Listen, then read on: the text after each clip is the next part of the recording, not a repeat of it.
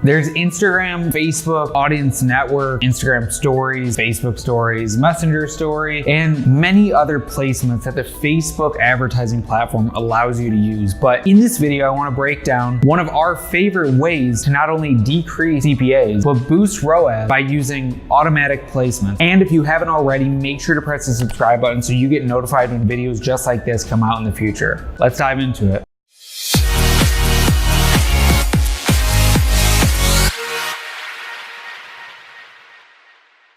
One of the things that people often make sure to not do when they're advertising on the Facebook platform is choose auto placements. But after it being chimed into us over and over again, we finally succumbed to automatic placements about 6 months ago, and the results since then have definitely spoke for themselves. Now, what we've been seeing is that automatic placements has actually been leading to reduced CPAs and increased return on ad spend. The reason is when people are manually choosing placements, us included in the past, a lot of times what was unknown is how to reach those different placements, whether it's on Audience Network, whether it's on Messenger, and do it in an effective manner that allows you to not only get the conversions that you want, but have your images and assets formatted properly. Now, auto placement makes that easy so long as you make sure to have the proper creatives for the proper placement. So one of the issues that a lot of people run into is that they have one horizontal image that they're trying to use and squeeze into every single placement using auto placements for ads. One, that doesn't look too good, and two, you actually won't reach the placements that you're actually using auto placement for. So where you could get the reduced CPAs and the increased return on ad spend, now what happens is you're stuck not only getting higher CPAs and lower ROAS, but not reaching those placements that you wanted to. So for instance, maybe you want to be on Instagram Story, Facebook Story, Messenger Story, but you're just using a square image or a horizontal image. Well, it's not going to be formatted properly. It's going to come up with words, and the click-through rate and the interaction is not going to be what it could be otherwise. So what we like to do is instead make sure that not only are we using automatic placements, and sometimes we'll use a dynamic creative with that. Definitely test that on your own, because you may see different results. But once we do that, we make sure that we are adding enough different creatives, so a square, an Instagram story-based creative, and all the different formats, video, which allow us to reach people in every single placement,